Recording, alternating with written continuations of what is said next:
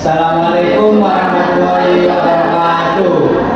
Sebelumnya perkenalkan, kami dari kelompok 5 akan menganalisis kasus dari Lehman Brothers. Sebelumnya perkenalkan, saya Muhammad Yudha Prayasimi dan rekan saya Nurwandaya Putri, saya Nurul Hida, saya Rina Nurwandaya, saya Sunia Dimasul Adam. Lehman Brothers adalah perusahaan jasa keuangan besar di Amerika Serikat yang bangkrut pada tahun 2008 akibat akumulasi resiko berlebihan. Lehman menggunakan instrumen derivatif beresiko tinggi, pembiayaan jangka pendek, serta praktik manipulasi laporan keuangan seperti repo 105 untuk menyembunyikan utang, kegagalan manajemen risiko, lemahnya pengawasan internal, dan budaya perusahaan yang mengejar keuntungan jangka pendek menyebabkan keruntuhan perusahaan yang memicu klasik.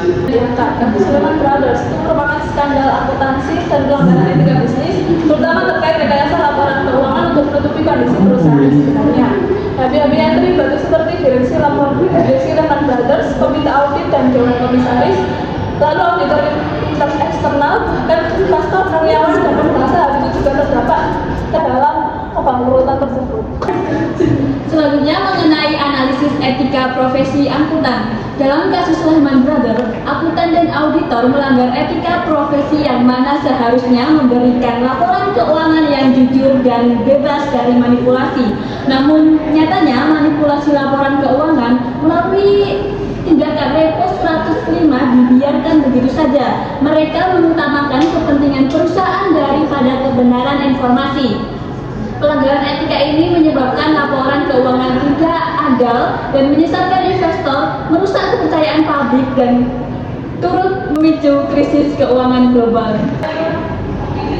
Selanjutnya yaitu identifikasi prinsip dasar etika profesi. Yang pertama yaitu integritas. Lehman Brothers dan auditor eksternal menyembunyikan kondisi keuangan sebenarnya agar neraca terlihat lebih sehat. Lalu yang kedua yaitu objektivitas. Auditor tidak independen karena mempertimbangkan kepentingan klien dan tekanan bisnis, bukan kebenaran laporan keuangan. Selanjutnya yaitu analisis tata kelola korporasi atau BTG. Lehman Brothers gagal menerapkan prinsip transparansi karena menyembunyikan utang besar melalui transaksi repo 105. Akuntabilitas dan responsibilitas diabaikan ketika manajemen mengambil keputusan beresiko tanpa mempertimbangkan dampak bagi investor.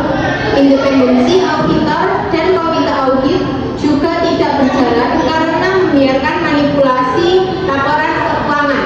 Akibatnya, prinsip keadilan bagi investor dilanggar dan perusahaan akhirnya bangkrut.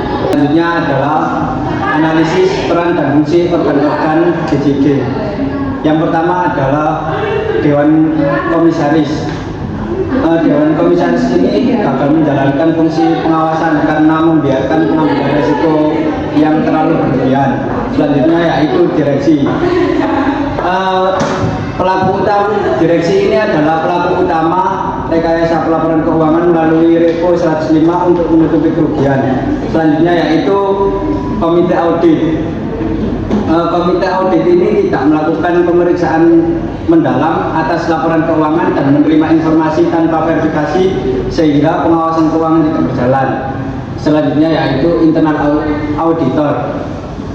Internal auditor ini tidak mampu menjalankan fungsi pengendalian internal karena kurang independen dan tidak punya posisi yang kuat untuk menolak keputusan manajemen. Ketika berbicara mengenai identifikasi prinsip-prinsip GCG atau bisa disebut sebagai tata kelola perusahaan yang terdiri dari 5 komponen. Yang pertama yaitu transparansi, di mana pada kasus ini informasi keuangan itu dimanipulasi melalui repo 105 dan tidak mengungkapkan resiko yang sebenarnya.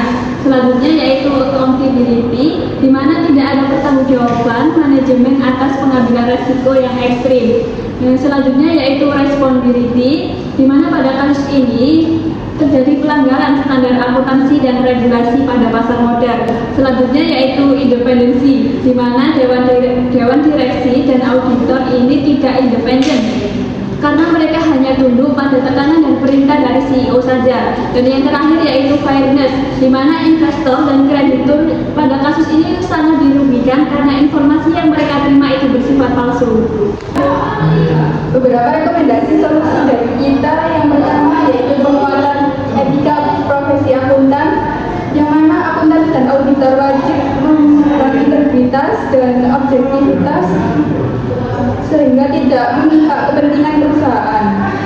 Yang kedua yaitu audit eksternal yang independen, yang mana audit eksternal harus melakukan pemeriksaan yang mendalam. Dan yang ketiga yaitu penguatan pengawasan internal, yang mana internal auditor harus benar-benar independen, memeriksa penyuluh dan dilindungi dari tekanan manajemen. Kesimpulan dari kasus Lehman Brothers menunjukkan bahwa kegagalan perusahaan tidak hanya disebabkan oleh faktor ekonomi saja, tetapi juga pelanggaran etika akuntansi seperti lalai auditor dan lemahnya penerbangan BJG. Melalui skema Repo 105, perusahaan memanipulasi laporan keuangan yang menutupi kerugian perusahaan tersebut. Akuntan dan editor mengabaikan integritas dan transparansi. Kegagalan fungsi dewan direksi, komite audit dan internal audit membuat pengawasan tidak efektif sehingga manipulasi berlangsung. Situasi tersebut memicu kebangkrutan kasus Lehman Brothers. Selanjutnya yaitu pelajaran moral dan profesional. Yang pertama yaitu integritas adalah dasar profesi akuntansi. Lalu yang kedua yaitu kejujuran lebih penting daripada kepentingan perusahaan.